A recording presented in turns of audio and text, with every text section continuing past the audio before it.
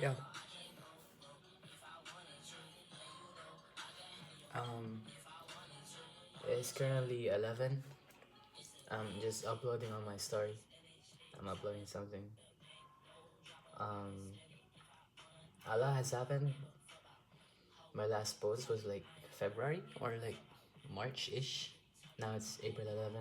It's my birthday month. Update. I got myself a guitar. Yeah, it's sick. It's really nice. I've been playing for a while, but I've been playing every day actually. Every new day there's a song that I know. Um, the first one I played was Iris by the Goo Goo Dolls, then Water Fountain, then Revenge, then Swim Good, then Mr. Rager. I've learned a lot of songs, but just chords. And I can do power chords now. I can do like full bar chords, which I haven't been able to do that like before. So it's nice. Right now we have our Easter vacation. It's an entire week, and I feel like I've been really productive for the entire week. I made posters. I drew. I played guitar almost every day actually. I went to the gym like 2 3 times this week. It's not that much, but at least I've been going there. Look, is it obvious? Is it obvious? Yeah, I'm kidding. Um, right now, it's kind of a cheat meal. I made bulldog, and like the fried shumai thingies. I'm studying theoretical mechanics, and I'm almost done with it. I just need to catch up for a bit. I skipped YP today, but I'll try to go to church tomorrow. I'll try to wake up. I will wake up tomorrow and go to church. But yeah, so I guess you're just gonna watch me eat while I'm trying to find something to watch on YouTube. I've been binging a lot of shows lately. I finished Bloodhounds season 1 and 2. I finished Free Run. I finished Classroom of the Elite, and I've watched a video, like a 5 hour long video on the light novel, so I'm caught up on that as well.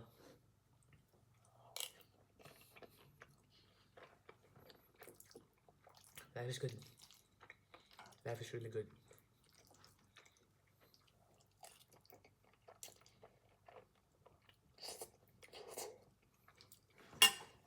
Alright.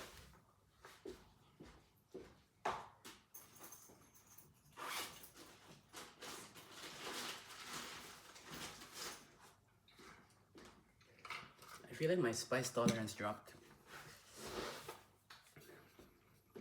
It's really spicy.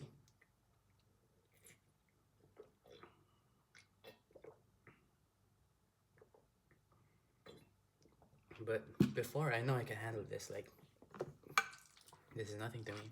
But for now, for some reason, it's really spicy. But that's good.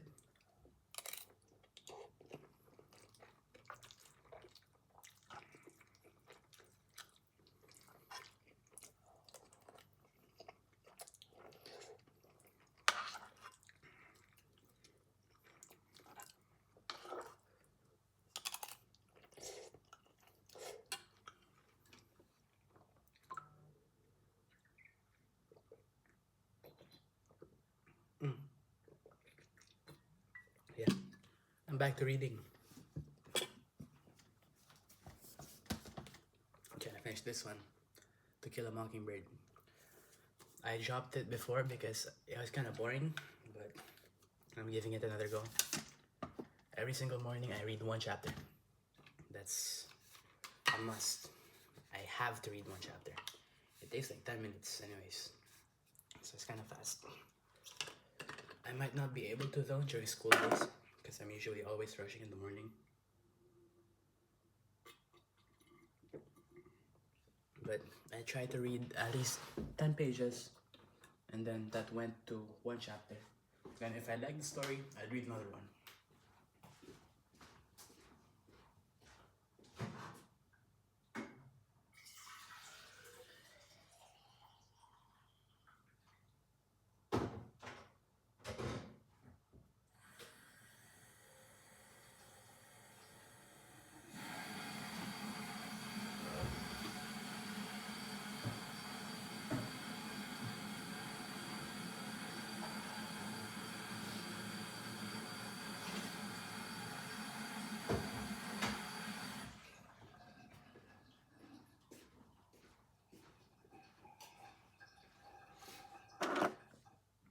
The good thing about bulldog is that you'd always want to drink a lot of water after. So, if you haven't drank your share of water for today, just eat bulldog. Because it's so spicy, you'll need something to quench it down with. So you'll drink a lot of water. Which is why it's good if you have sipon, if you have runny nose.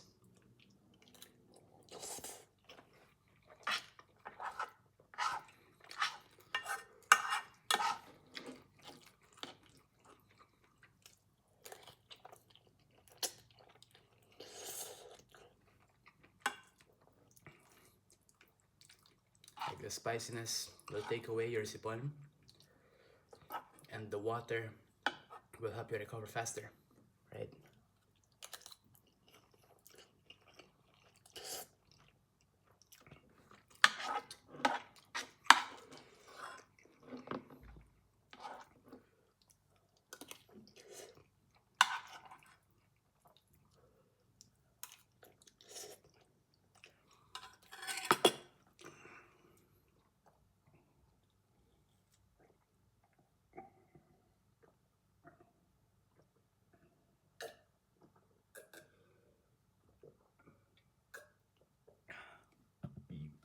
Excuse me. And it makes you feel full too. So it's good.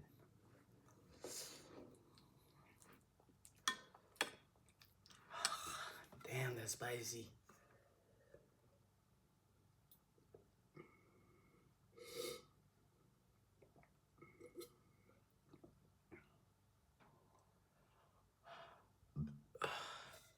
Excuse me.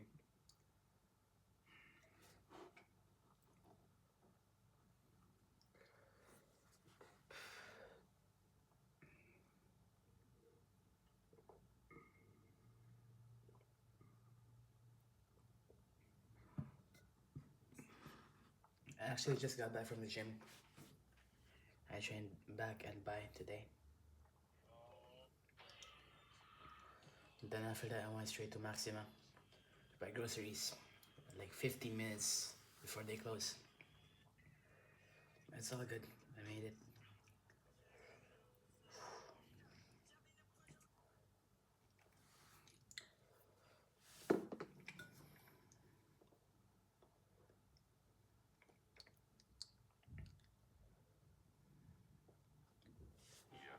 He had been my role model and someone I looked up to for a long time ever since my days in high school. I love the way this Chinese guy lied to all these women and gaslit them in Among Us.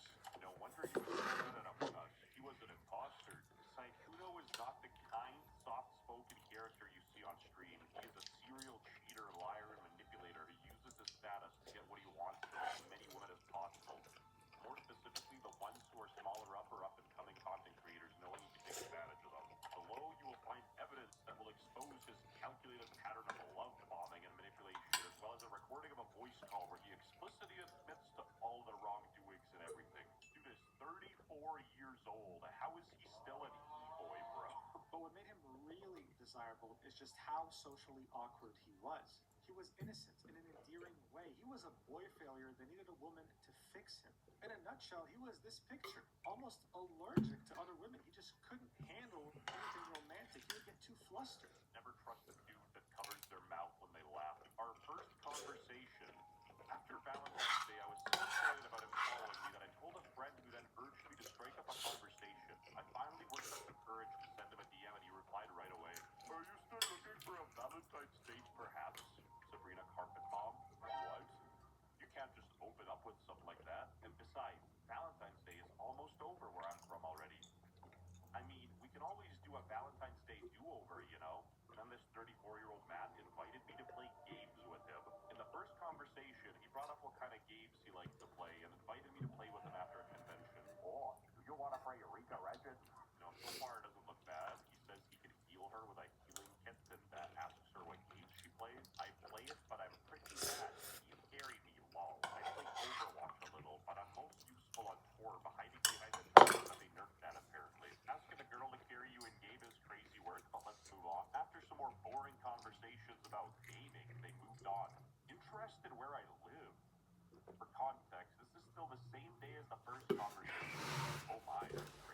get another water. The Discord at a few hours apart, this time EU time zone, he's US time zone. Things started out innocently enough with him inquiring about fun things to do where I live, such as aquariums and conventions, which caught EU specifically. I'd like to point out that I said we could go on a date and make up for Valentine's. He not once expressed to me any discomfort or that he wasn't single. You wouldn't get it. Saikudo's married to the game. So then he did the unforgivable thing of following her private Instagram. I also learned that there is a 50-year age gap between because Bryce is first. Oh no, the math ain't mathing for this one. Making plans to move in together. With Saikuno, our relationship moved so incredibly fast it almost felt like a dream. It was like he could make anything I wanted to happen, and as someone as prolific and successful as him, I had no reason to doubt anything he said to me. Girl, what? He's the this guy. He can't be trusted, even if he's joking. 2 days of knowing someone talking about getting a cat together, crazy work. We had known each other barely for a few days, and this 34-year-old man was already expressing interest in moving in together to live in the same house. For how you get a DM him first and then age shame him. Put some respect on his name. He used a VTuber when talking to Bernie Sanders, and yes, that's true. In this screenshot, Saikuno said he's only ever had one relationship in his entire life. I would eventually found out that was a lie, and he's been dating and living in the same house as his girlfriend for years, and I was not the only girl on the internet that he spoke to on a daily basis. Why are you shocked? This dude is 34. He saw the towers fall and he was old enough to cry. I've only actually dated someone once and he broke up with me, so yeah, I think I'm just not very good, so it's probably just a me issue. We texted every single day, and these interactions would be charged with flirting and suggestive topics. I would send him suggestive pictures and audios, and he would confirm that he'd introduced himself to them. Additionally, he'd always act flustered and inexperienced, keeping up the illusion on his stream innocent persona. Oh, that's a nice backside you got that guy while he's covering his mouth or something. On top of texting, we also called almost every day, even after he'd streamed for 8 hours. I now realize he was quiet because his girlfriend lived with him and he didn't want her to hear. Hey, don't let your girlfriend stop you from finding your wife. Because in reality, behind this mirage, this illusion, there was a master manipulator, a serial cheater, and a predator. Okay, predator is a pretty big word. What did he do? Did he do a jungle clear and forget the scuttle crab? That's punishable by death in China, by the way. What he would somehow forget to tell them, though, is that he had been in a monogamous relationship since 2021. But you don't have to take my word for it, because he admits to everything in a recorded voice call with the victim herself. Patience, guys. We'll get to the call. Christ, I know you guys don't need that much stimulation. Come on. Oh, he sent her $81 to buy her the new Resident Evil game. Now they're talking about working out together and going on gym dates. And yeah, like fun helping each other out during workouts. A predator. Okay, this one's absolutely crazy work. I haven't dated much, so you have me now. My XP bar is low. Bro, that's some crazy work, and people were kind of clouded this for he cheated for East. Are you serious? Oh no, even in the call, this dude is still doing the voice. Holy your Riz of the century. That was low-key hard as hell. You know, I kind of wondered if you've ever yourself while watching what I send you. What? But why? Why would you do that? Why would you do any of that? Bro said maybe. I want a yes or a no. Yes, of course I have. How could I not? Sugar daddy. Less than a month later, Saikuno would randomly ask for my PayPal account in DMs. Then he'd waste no time in sending me money unprompted, something that I'd later realize was simply a behavioral pattern that he'd employed with women he'd expressed interest in. I want to reiterate I have never asked him for his money, and he did this on his own volition. He bought me both a gym jacket, linked below, Resident Evil 9, because I expressed interest in the game. Hate to be that guy, but you could have returned the money if you didn't want it, so why is this even a point? Oh, here comes trouble, make it double. A calculated pattern of love bombing and manipulation. After speaking to Elf and Leia a couple days ago, we were both able to corroborate our experiences with Saikuno and learned that we were both victims of his. Okay, the biggest crime I see is the hotmail. Saikuno is known to send hundreds of dollars to the girls he wants to get involved with. This screenshot is from when he took my friend Elfa Leia to Paris during the 2025 TFT tournament, along with sending her 500 euros to help her move into a new apartment. Unk is down bad, paying for...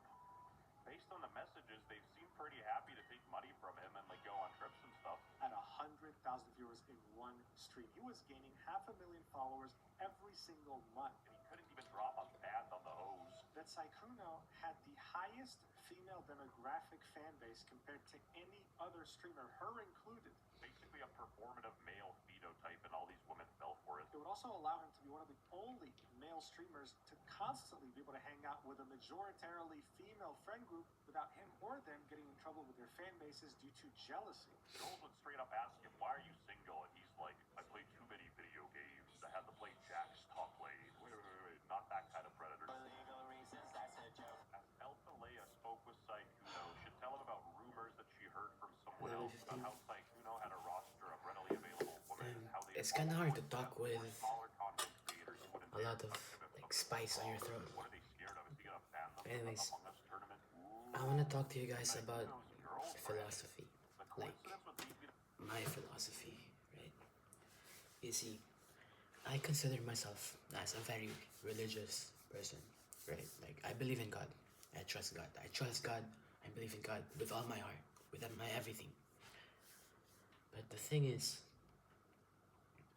it's not on the same level as my faith to God, as my belief to God, as my admiration for God. But I also admire leaders like Alexander and Napoleon and Caesar and Genghis Khan and, you know, these historical figures and leaders.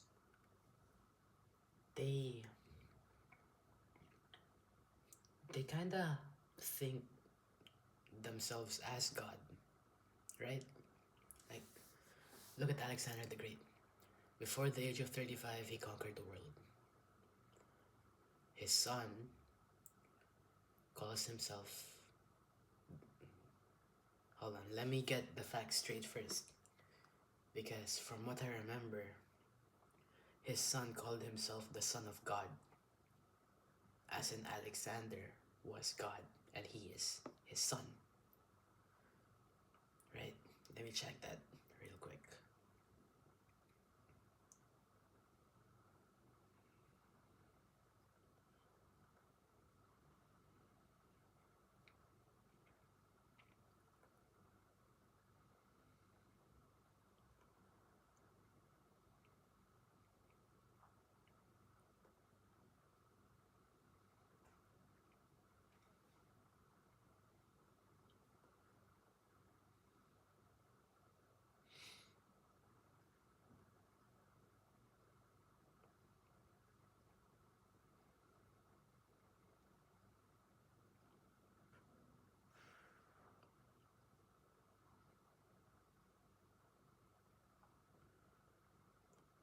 Yeah. His adopted son Augustus used this to call himself son of a god, right? Because the Roman Senate declared. Oh, this is not Alexander, by the way. This is Julius Caesar. Sorry. Caesar was declared by the Roman Senate as Divus Julius, which is pretty much divine, which makes him a god. Because during his life, he also accepted honors normally given to gods. So he wants to be treated as such. And his adopted son, Augustus, used this to call himself son of a god, right? But all of this I am a god bullshit, this god complex comes from ego, comes from confidence, a lot of confidence, right? You need to be confident in order for you to survive in the world. Like, for example, you're in a room where you don't know what's happening. They're discussing a topic that you haven't even thought of yet, you haven't even tackled yet in your previous years. You have to make them think that you know what you're talking about, you know what the topic is, that you're already an expert in the field. So you nod your head, you copy everything on the board, you start solving, you perform confidently, you perform as if you've already known this topic years before, right?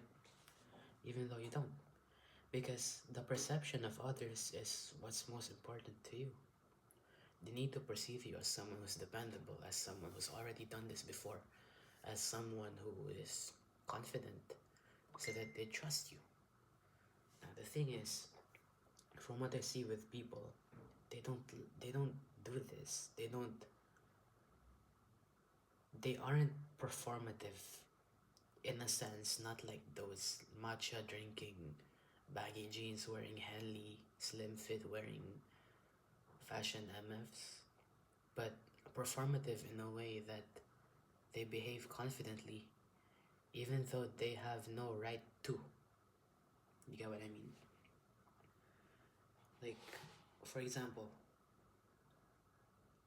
I want to give an example. I want to give a historical example of it. But I've read this once. I had a book about the Art of War by Sun Tzu, and there's another. It's like a collection of Chinese military tactic books, and I think it's like the seven something something of war or something like that. And in one of the examples, it was like there's this army heading towards the place. So, and there's another army, but then that specific army is very, very weak. So, what the leader of the weaker army did, is he stood in the front of the castle, because there's a castle gate, right? He stood at the front, at the top of it, and then he just stood there, watching everyone. Then he surveyed everything, and he's oozing confidence, right? Now, the enemy doesn't know that his forces are weakened. So, what they did is they started thinking. They were like, why could he be standing there on top? They must have something planned that can wipe out the army. Because they didn't know much about the status of the weaker army's numbers. So, they decided not to attack. That's just the type of thing that confidence can bring you. The thing is, if you look at historical leaders, I've already discussed Caesar. Let's talk about Napoleon. Napoleon is brilliant in terms of like tactics. In terms of politics, no, but in terms of tactics, in terms of battle, he's brilliant. He's a genius. The thing about him is that he was able to separate church and state, right? In the time where church takes control of everything, in a time where the teachings of God takes full control of everything. And instead, he made himself law. He made himself law instead of the law of God. Now, he's not divine, but that just screams out ego to me. And the thing is, I respect it. I respect it a lot. Because to be the head of something, to reinstate yourself as the head of something that has been governing everything for a very long time, that takes guts, that takes courage, and I admire him for that. But essentially, he made himself God because he became law instead of the teachings of God, which is church. Now, you can argue that at the time the church wasn't really doing much, or the church isn't really like a religious thing. The church is a control thing at that time. So, think of that as you must. Next is Alexander the Great. There's this one story where he was given water, and instead he just aura farmed. He fucking poured that shit in the sand. It was a desert area, and his forces are like really, really thirsty. Then he got water, and instead of drinking it or instead of sharing it, what he did is just he poured it to the sand. And he's like, I'm going to thirst with my men. Why did he do that? That just screams confidence and ego to me again. It screams a lot of confidence, a lot of ego. Because he wanted everyone to be treated fairly, right? If the leader himself drinks the water, that will be unfair for everyone.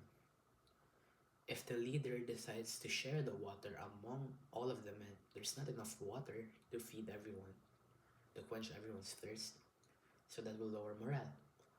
So the best case scenario is to just pour it to the sand so that no one gets a single drop. And that speaks to me in a way where it's like, as a leader, it's important for you to share everything with your followers. All the success, all the failures, all the emotions, all of the hardships. And that's why I look up to these historical figures, right? These leaders. They're good. But they also think themselves God. Because once you're in a spree of conquering, you start thinking that nothing is impossible. That all that's left is the world, right? Which is also their inevitable downfall. Caesar was murdered. Alexander was killed in battle. Is that right?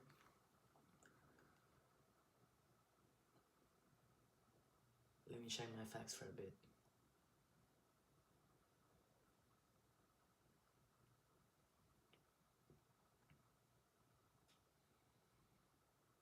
Oh no, he wasn't killed in battle. He died of a disease.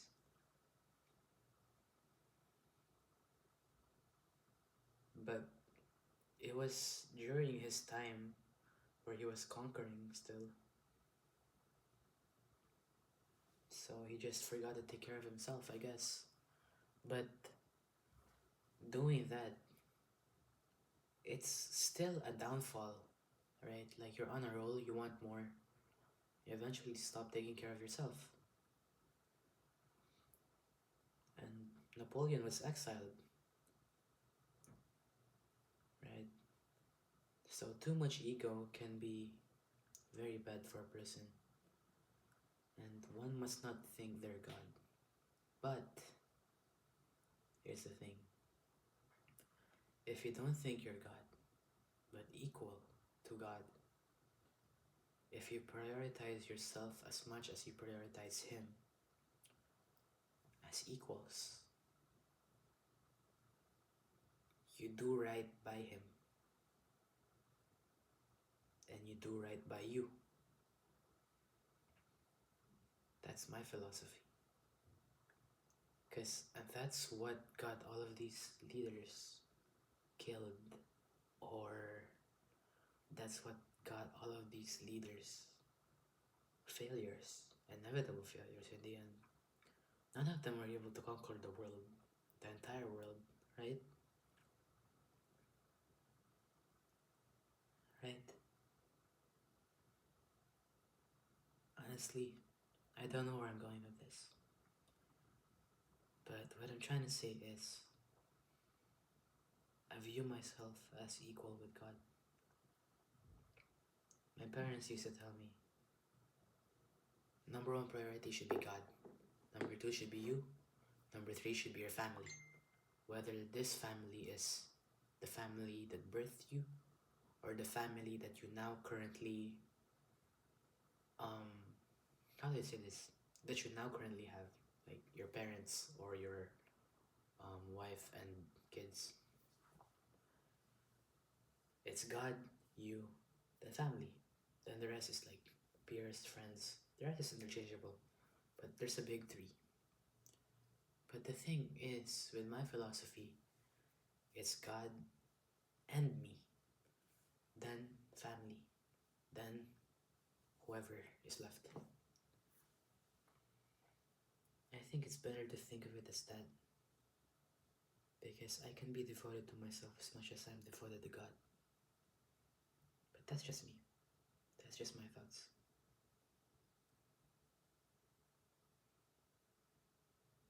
Yeah, enough philosophizing.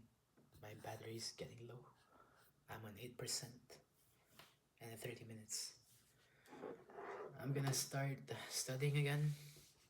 And yeah, good talk. See you guys soon.